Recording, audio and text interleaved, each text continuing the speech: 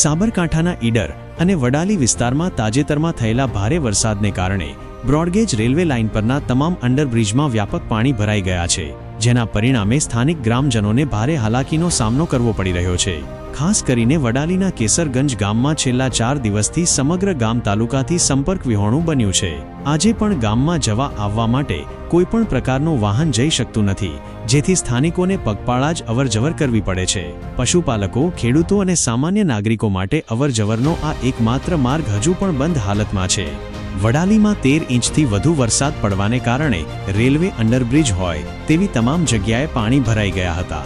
વરસાદના 4 દિવસ બાદ પણ પાણી યથાવત રહેતા ગ્રામજનોમાં ભારે રોષ જોવા મળી રહ્યો છે। એક તરફ સમગ્ર ગામ ખેતી અને પશુપાલન સાથે જોડાયેલું છે અને બીજી તરફ અવરજવર માટે એકમાત્ર અંડરપાસ જ મુખ્ય માર્ગ છે। મીટર ગેજમાંથી બ્રોડગેજમાં રૂપાંતરિત થયેલી રેલવે લાઇનના કારણે મોટાભાગના ગામડાઓમાં અંડરપાસ બનાવવામાં આવ્યા છે, પરંતુ તેમાં વરસાદી પાણી ભરાઈ જવાથી સ્થાનિક ગ્રામજનો માટે મોટી મુશ્કેલી ઊભી થઈ છે।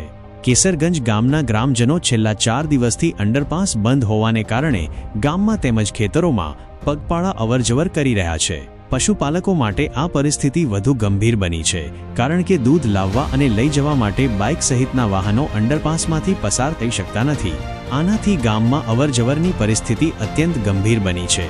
4 દિવસ બાદ પણ અંડરપાસમાં પાણી ભરાયેલા હોવાથી સ્થાનિક ગ્રામજનો હવે કોઈપણ ભોગે પાણી ખાલી કરવાની માંગ કરી રહ્યા છે। તેઓ ભવિષ્યમાં ચોમાસા દરમિયાન અંડરપાસમાં પાણી ન ભરાય તે માટે કાયમી આયોજન કરવાની પણ અપેક્ષા રાખી રહ્યા છે। આવનારા સમયમાં કેસરગંજ ગામની આ સમસ્યા સ્થાનિક ગ્રામજનો માટે ગંભીર બની રહી છે, ત્યારે રેલવે વિભાગ સહિત સ્થાનિક વહીવટીતંત્ર દ્વારા આ મામલે ચોક્કસ પગલાં ભરવા અત્યંત જરૂરી છે। જો કે તંત્ર દ્વારા ક્યારે અને કેવા પગલાં ભરવામાં આવે છે તે જોવું મહત્વનું બની રહેશે।